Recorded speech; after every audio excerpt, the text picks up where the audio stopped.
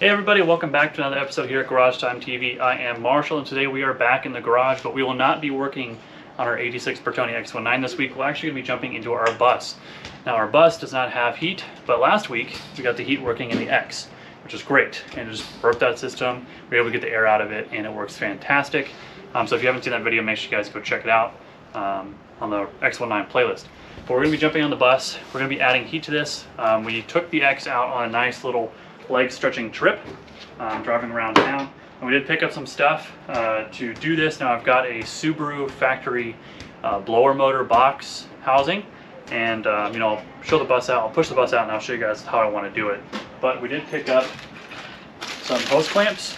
We also picked up about 24 feet of heater hose, and that all came from our local Advance. Around the corner they had it all on the shelf ready to go.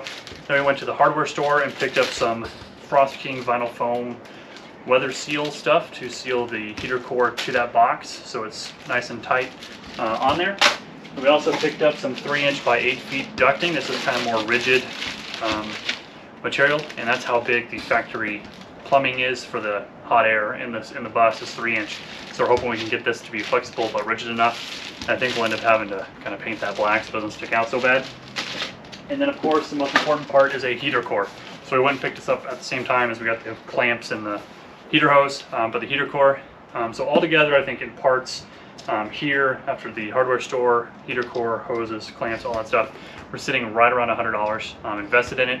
The blower box came out of a donor car, and I think we're gonna have to make kind of a frame housing for it so it doesn't succumb to the elements so quickly. So let me get the bus pushed out. I'll grab the heater box, blower box I guess, and I'll show you guys where I want to stick it up on the front here and kind of the concept. There you guys can kind of see what we're working with and start getting on it and see what we can do.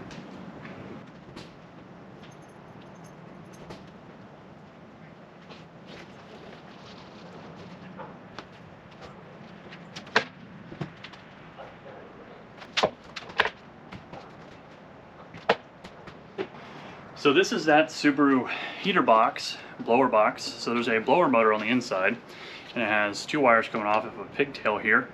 And the red and black is high, and the yellow and black is like a low. So ideally we could actually make this a 2-speed blower motor off of 1 switch, which would be really nice. So we're not always constantly getting blasted in the face with hot air.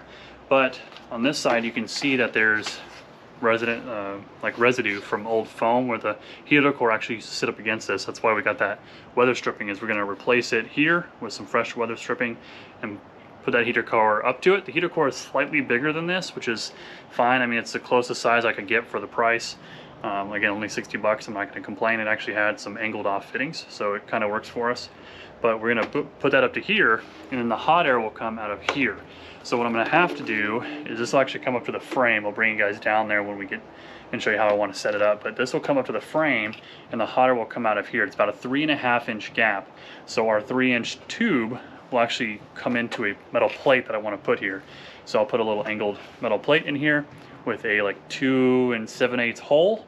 And then we should be able to feed that in there to have a nice tight seal, and it'll blow the hot air through that into the existing channel. But let me mock this up underneath there to show you guys exactly what we're trying to do. The trick here is going to be mounting it. How are we going to securely mount this so when we go driving all around, this doesn't get ripped off down the side of the road. So let me mock this up and I'll bring you with me. This is the underside of the bus. The driver door is right here, driver wheel. Here we are. So my idea is to have the heater core here. You know, we'll have the plumbing go inside the frame, and then it'll come out probably around the bottom, maybe out to the top, depends on how those prongs come out, or if they're on this side, we'll come up and over and plug into it. But that's the general concept. And then the plumbing of the hot air will come out of the side here. That's where the hot air will come out. Again, there's going to be a metal plate here that blocks the top part of it and forces it through that tube. It'll cut across and then up to, grab the light, gotta shuffle that hole there in the middle. That one there, that is our factory hot air duct. And you can kind of see it goes back under that way. But we're going to try and get from here to there with that flexible tube that's rigid. And I think with a lot of these metal lines that are up here, we can safely tie that up out of the way. And so this is kind of our general idea here. What I want to do is, before I do anything with running the coolant lines or messing with any of the fluids, I want to make sure that all of this is ready to go and secure, and then run the lines. That way we're not making a mess and taking the bus out of commission. That way we can easily kind of up and down and keep this thing still on the road. When you come this way, the scoop for the radiator and the radiator hose are actually right about the same height.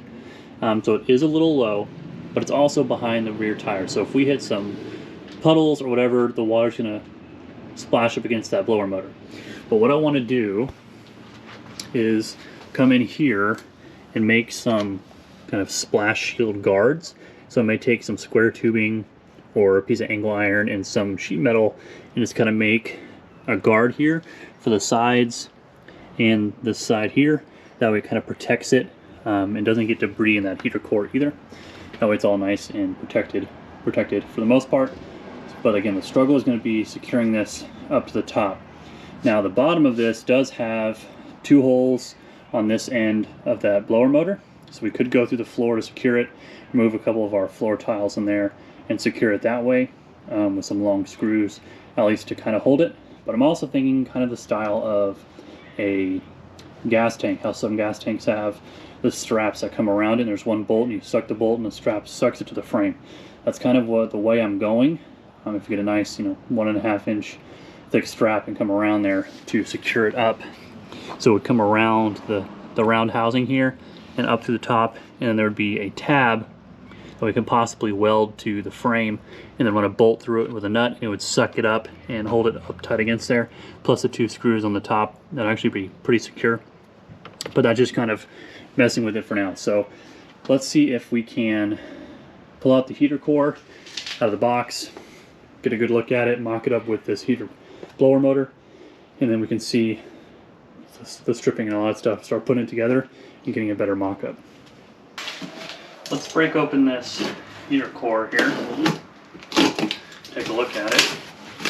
Oh hey, well, I guess we have extra. It came with its own restripping stuff, so maybe we can actually take that back and get some money back. So just hold the box up, and the actual heater core itself. Let's take a look here. Again, this is one that was close to the right size. Just looking at measurements online. But when we put this, I think I'll use this stuff, honestly. Probably be better. And then we can get some, even more of our money back, so less than $100 on the whole thing. But if we put that on there, this is our frame side. So we're looking at it from the front. The frame was over here.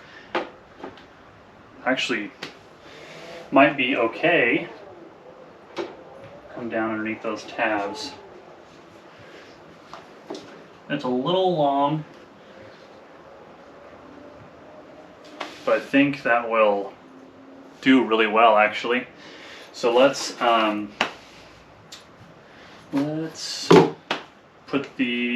up this surface here, and we'll put the foam on this one. So let's get a quick wire wheel job on there. Start resticking this adhesive foam, and then see how this looks. One thing I'm thinking about is, one, we're gonna have to mock it up in there again with this on there, because those are kind of angled up pretty good. But I like the flare. Can't really go this way because you're gonna be facing down, so it's gonna have to come here. You might have to drop it a little bit to fit, but again, that's what mocking up is for, and we're just not gonna have full use of the entire surface area, but it's gotta fit one way or the other. So let's clean this up, put this on there, and do a remock up and see how it comes out.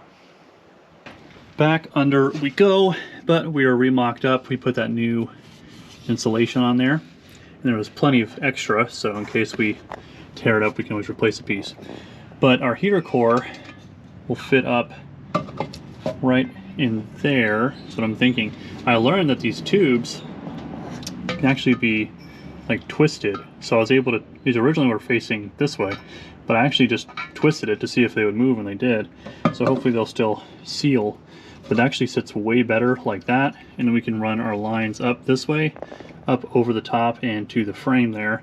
That way it's up out of the way and we don't have anything dangling down, which will catch anything on the road, which is good. So It actually fits really well up into there, and our excess is all on the side with the hoses, so we're not really losing any surface area there. Just a little bit, probably the bottom 2-3 rows we don't have in the space to actually get the hot air across it, but I couldn't have asked for a better fit. So we're going to, now that we know that that's going to fit there, and the lines will come up and over and into the frame and then follow the frame all the way down till we get back here, and then go across that way over the old factory ducting there, go up and over it, and then back that way to the engine. So I want to get this out of the way and protected, that way we don't damage any of the fins, and I want to start working on a way to mock this up more permanently. Now I do have ties, like, I don't want to call them zip ties, but they're metal ties that are rated for hugely high temperatures, huge amount of force to hold it there, which if we put them in there, the housing will probably break before the tie does. But what I'm thinking is that if we come up this way, come down here, and then across where this flat edge is, across here and back up and around, and then there's those 2 screw holes on the top here which we'll need to mark. They're up here. I know it's really hard to see, but there's 2 here, and they're right at the floor side there, so we could mark those, drill 2 screws in to help hold that up on the back end, and then if we tie it up here, at least give us a good start of like finding a better way to secure it without having the jack in our way. So there's gonna be a lot going on. Let me get stuff out of the way, stuff starting to secure it up, and see what we come up with. 1 hour later. So it's been, I don't know, like an hour. But what I've done is, instead of trying to keep securing that thing up there, I want to move on to something that makes me feel like we're actually doing something. And we're sitting here on the floor because I've made the block off plate for our blower. So what I've got here is just a piece of galvanized sheet metal, just kind of a scrap piece I had, just kind of shaped it to the housing, did a lip on the side here to secure it to the side. Then we had some of our leftover insulation stripping foam, put that here, and I took a hole saw, and this is a 3 5/8 hole, which is the closest side I had to this, because the inside diameter of this is 3 inches. Really, like 3.5 would have probably been perfect. But one thing I'm banking on is this flat edge down here, and our screws poke through, which should hopefully help hold this. And we'll use some air conditioning foil tape around here to help secure it. And I've got the jumper pack hooked up. So what I want to do is just kind of stuff this in here and do a quick test to see if we've got any leaks around this. There's a lot of screws here holding this to the plastic housing. So I'm hoping that, like, still actually kind of a tight fit with that flat edge on the bottom, but I know we'll definitely have to insulate it for sure. So as we go to put this in here, there we go. It fits in there. There's definitely a gap, but again, some air conditioning foil tape will help that. And what I've got is the max fan. I want to see if we set this at max, how much heat loss are we going to lose across this gap. So we're going to turn this on. It's going to be kind of loud. Definitely around the tube here, especially on the bottom and this back side. A little bit here, barely feel it, and nothing on this side. So the good thing is it all comes out of our tube, which is fantastic, but our loss is all right here around it. This insulation is really making a difference. There's a small gap here, so if I can find some other sort of insulation material, maybe I can suck that in or find a way to do that. But if we close that in like that, there's just not enough material to put a screw there. If we had one screw right there, it would probably be perfect. But again, our loss is just right here on the bottom, but still there's quite a bit coming out of here. So this 3 5/8 hole actually worked out kind of good for us. So what I'm gonna do is I'm actually gonna unscrew this, because what I think might work for us is this thing is so heavy on the back side where the motor is here that it naturally just goes this way, because it's so top heavy with the fan blades being here and the motor. So even if we were to secure something up under here to help hold it, you know, it's just going to tip backwards. We really need something right along this edge here to secure it properly. So what we might do is through the frame, see if we can screw into this metal piece. That'll help hold it, maybe into this as well. I don't know. And then these two on the top through the floor help hold up this side. So see, this thing just wants to fall so bad. But if we go through the floor here, and if we can find out, yeah, this is the tricky part, is getting it mounted in there. I think I'm gonna have to play around with it. When I finally decide on something, I'll let you know. But we have made progress. Definitely gonna clean all this out too before we close that up. But we made progress. We know that it works, and just our air conditioning foil tape will plug all that up pretty nicely. Many hours later. Well, it's clearly dark outside, and we've made some good progress. So we figured out a way to mount that blower. We're actually able just to screw it to the frame and then 2 screws to the floorboard. I'll show you that here in a second. That is like super solid. And so since I did that, then I was able to attach the heater core. Now the heater core is attached by metal, glorified metal zip ties is really what it is. But I've got some plastic ones on the bottom because I ran out. But they actually hold it pretty strong through some holes I made. So it attaches really well, and it seals completely, and it doesn't move anywhere. And so we're going to attach the jumper pack to it and give it a test. So let me set you guys up, and we'll show you guys with the blower working and see where all that air comes out of.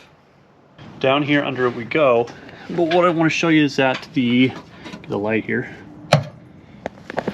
that we are attached here, and this is super solid.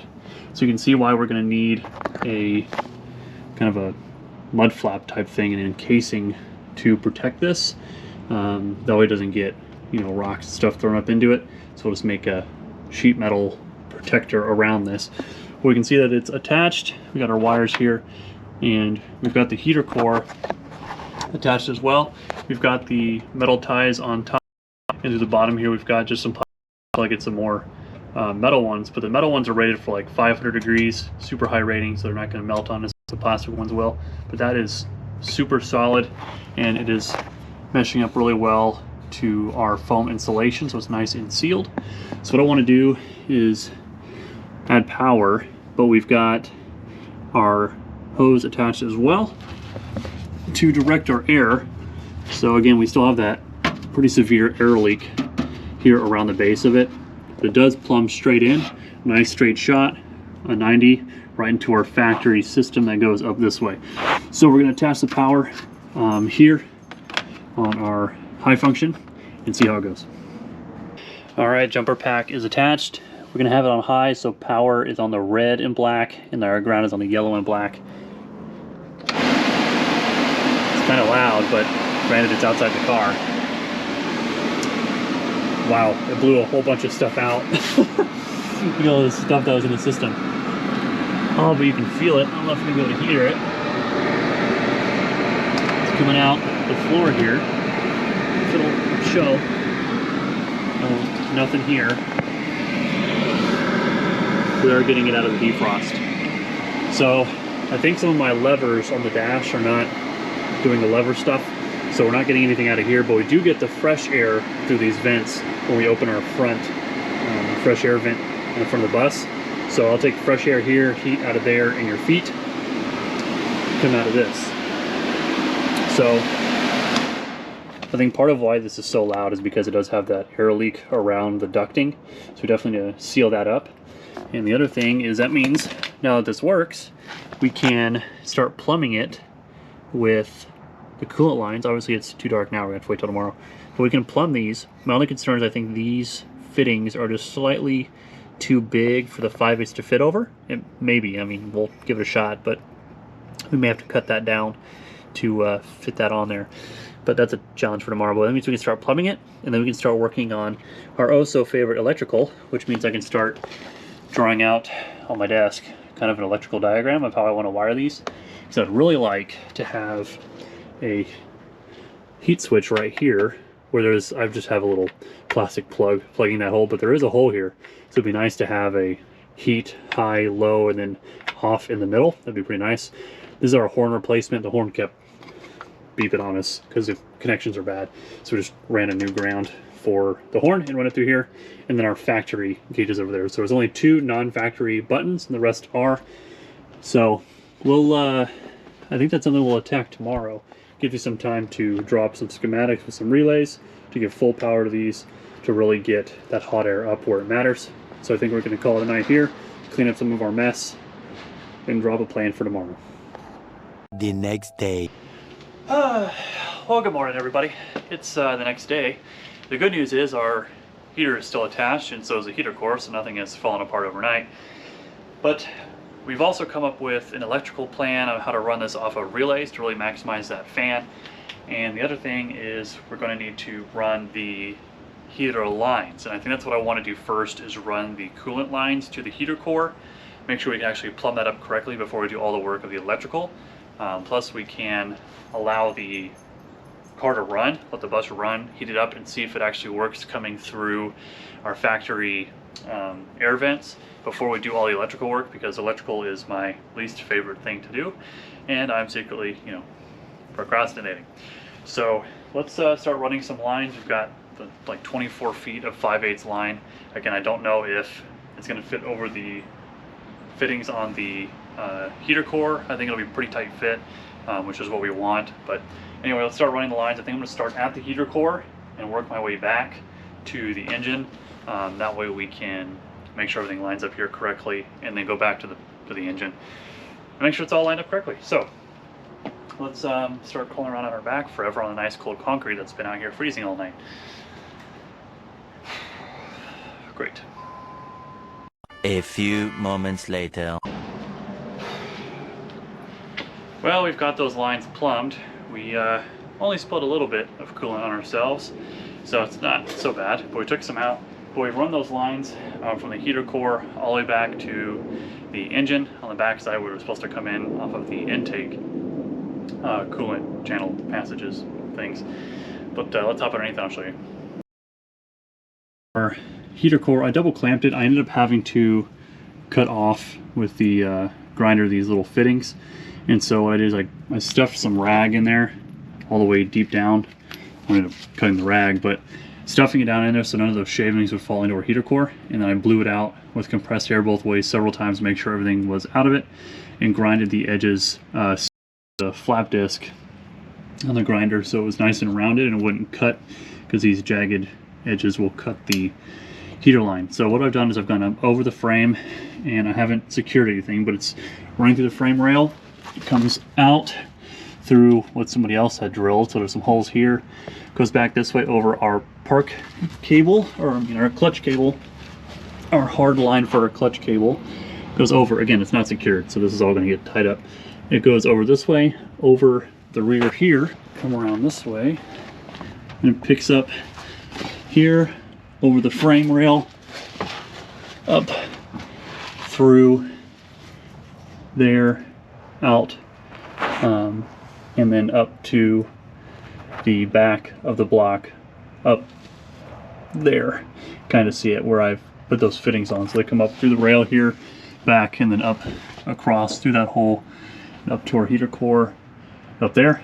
So it's all clamped, so we just got to top off what bit we took out, plus what's going to take to fill the heater core.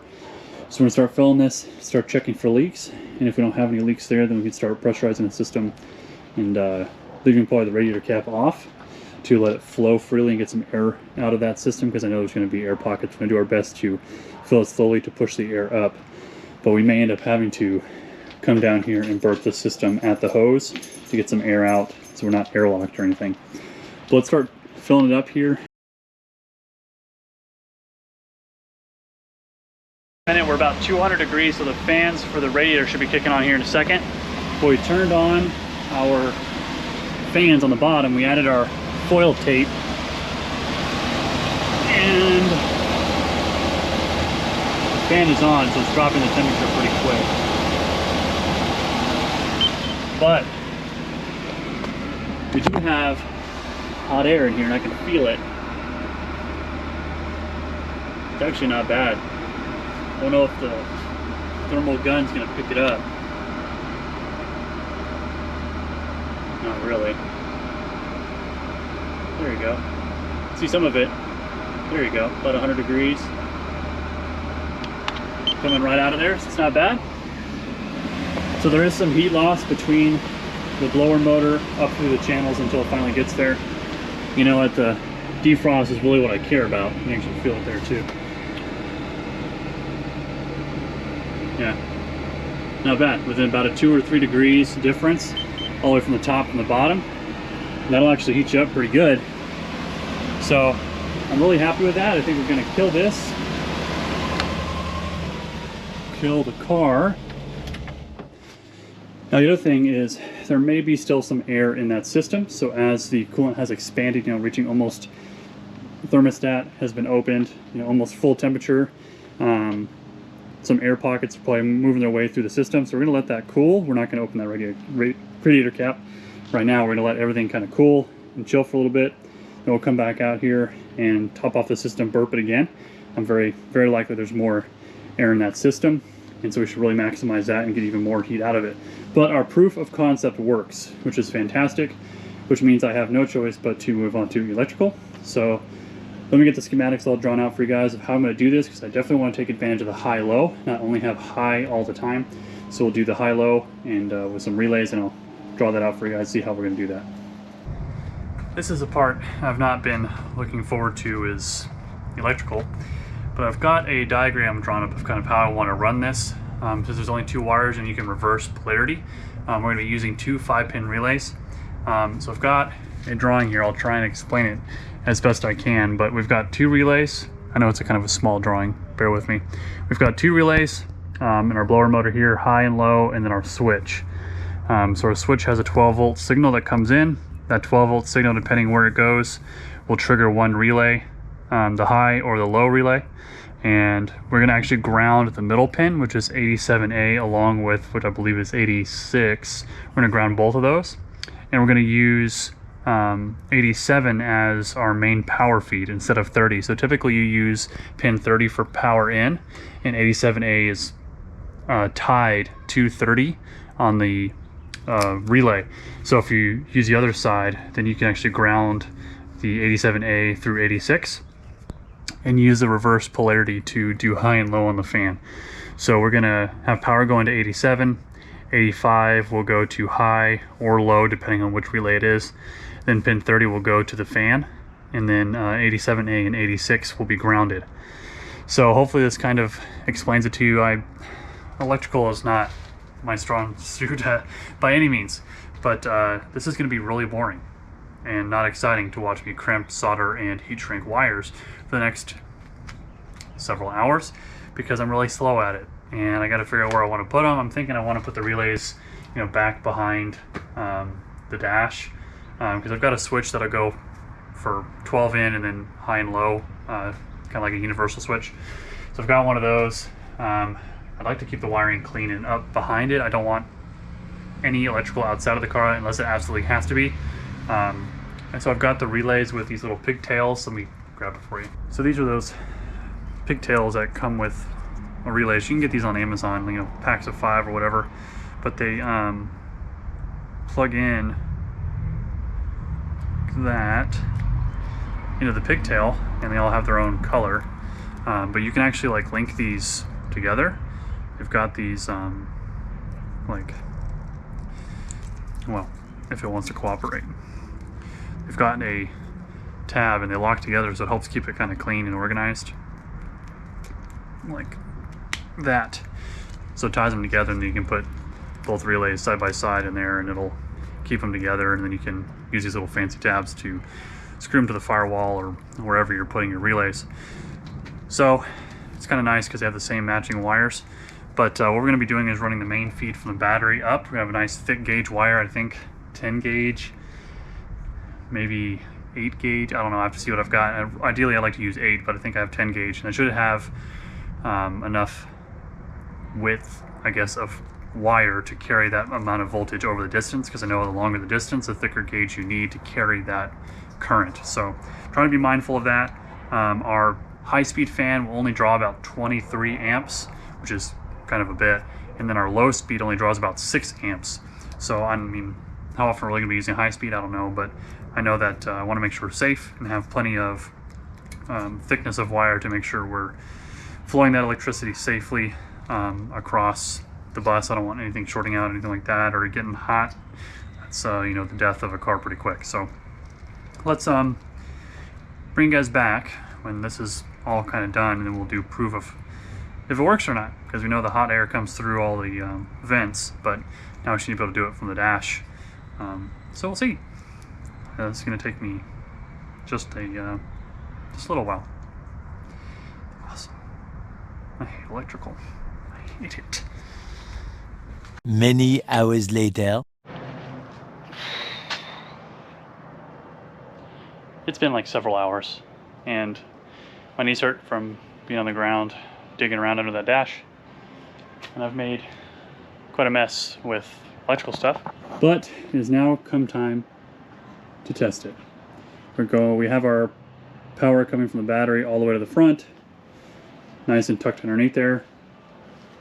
We've also got our switch installed. Turn this light off. Got our switch installed. The relays are behind our kick panel, so it'll cover all that, sharing a ground, and everything is soldered together, heat shrinked, all protected. I had to pull this out just so I could maneuver a little bit easier, but now has come the time to test to see if it's going to work on the switch at the dash. So we got it power on. We should go low. Nice and low. Should go off. High. Awesome.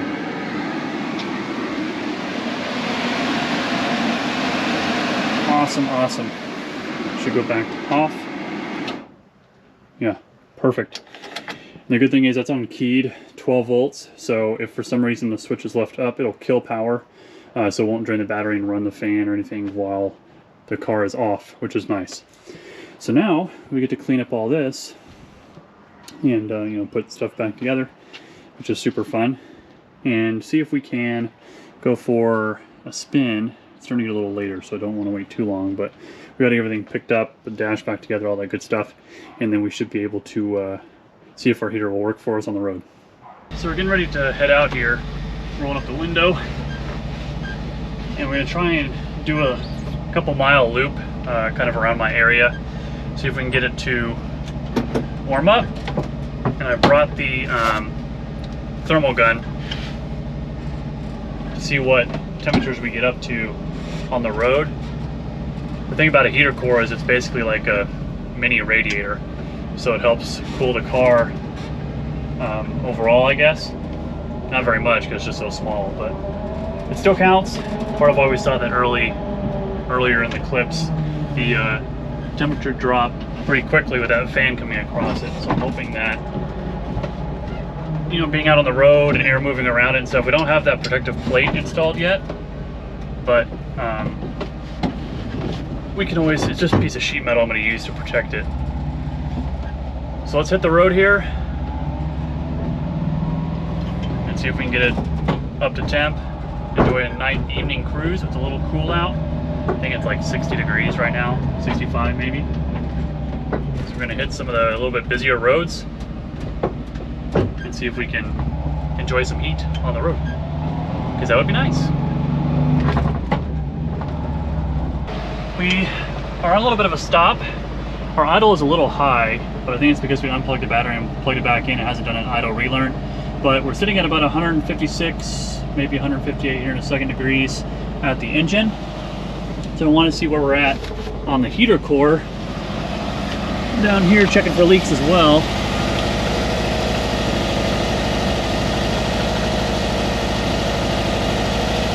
About 136, 137 degrees, not bad.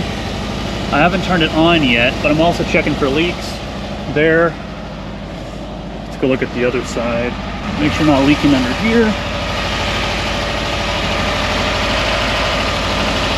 I'm looking right up in there. I don't see anything dripping right now.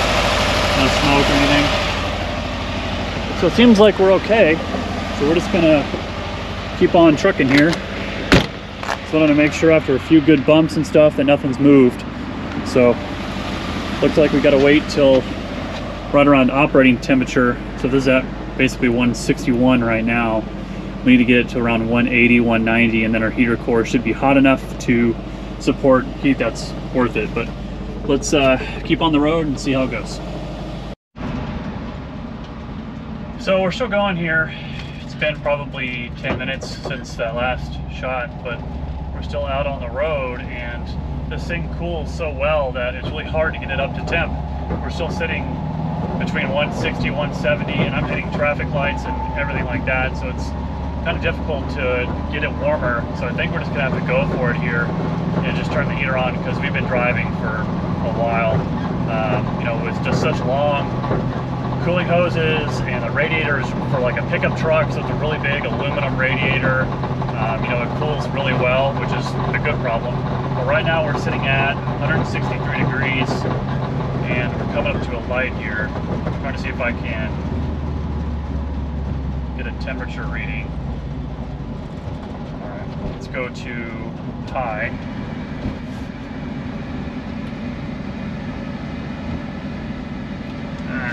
Light changed on us.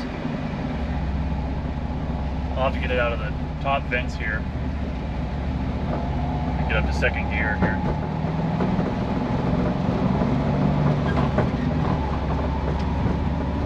So we're up to 165.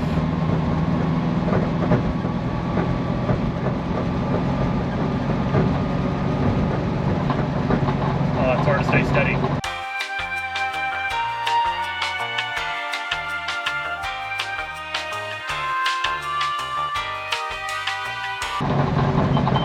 About 85 degrees, which is, I mean, not awesome.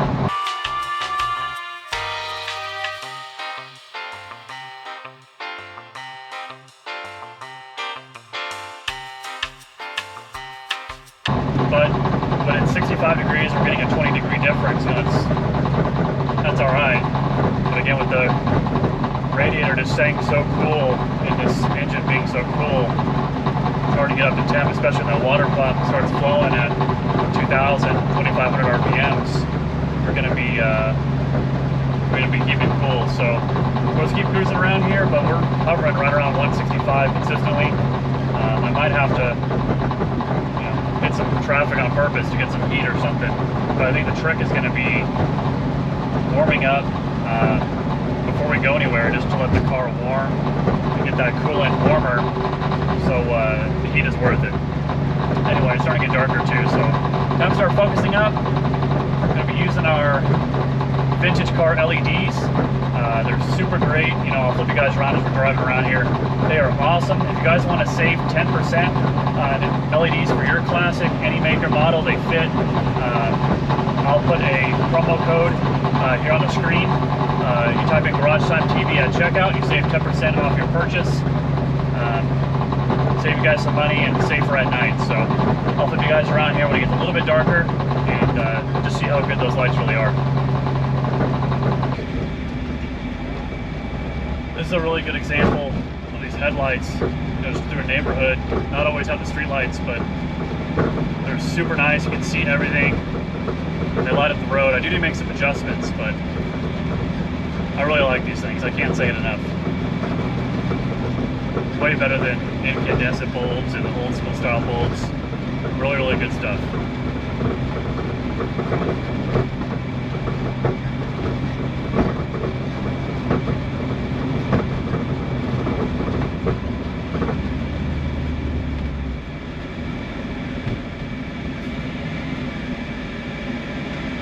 So we're coming into the last part of the trip here, but what I've noticed is that, yeah, the heat's great, but there's no way that this heat, you know, heated the whole bus with that little tiny heater core. You know, I've only got that one hooked up, and then I've got, that's it. It's coming out of the floorboard and the dash, the defrost. There's no way that that's enough to heat this whole thing, but then I kind of realized, oh yeah, we really insulated this thing really, really well. You know, with all the sheep wool, the beadboard, all this stuff is really good insulation. And all the walls, the sound deadening, all that stuff really adds to the insulation. So yeah, we may not have heat out of every, you know, little orifice or whatever, every port that it can handle, but we've got heat and it'll actually hold the heat probably just as good, if not better, as a modern car. So I'll gladly take it. But we are turning into the driveway, and let me show you this. Now you can really see the difference of these headlights over other ones. So definitely worth it. Super bright, way better. So good. You definitely need to get yourself some. Not a bad trip. Made it in one piece. Heat works high and low, and everything's still functioning good. Well, it's getting dark on us, but the good news is we've got heat in the bus, and it only took us about 2 days, a day and a half to really get that all done. What really took the longest was running all that electrical. You know, I wanted to be really thorough with the soldering of the connections and heat shrink, because I did not want to have to go back and deal with that all over again. But one other thing is that when we were driving, headlights on, heater on high, blinkers for when we were turning, doing stuff like that, we were still charging at 14.7, 14.6 volts. So we didn't have a drop. So using those relays was really, really good to take the load off of a switch and actually just let the relays do the work. It was so good, and I was able to charge. And I did end up having to put the heat on low because it was just coming out so hot. It ended up getting to be about 98 degrees, 100 degrees out of the defrost, which was really, really good. So just with pants and maybe even just a t-shirt, not long sleeve, it'll be super comfortable.